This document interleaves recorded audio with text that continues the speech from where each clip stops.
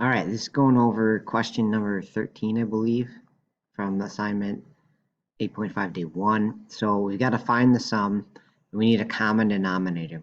Okay, and so maybe some of you can tell right away that you got to multiply the one on the right by x minus 3.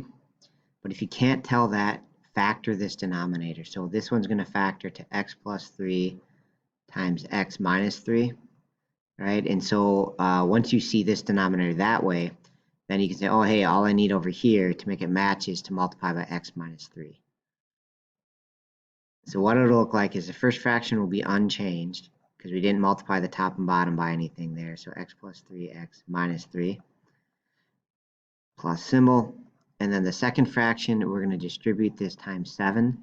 A lot of students might think you add the 7 and the 4 or something, but you got to multiply before you'd add. So it's going to be 7x minus 21, and then we'll add the 4. So I'm just going to write it out all in steps here. So that's the new denominator for the second one. And now just combine these, so 4 and negative 21. So you have 7x minus 17 over x plus 3 times x minus 3.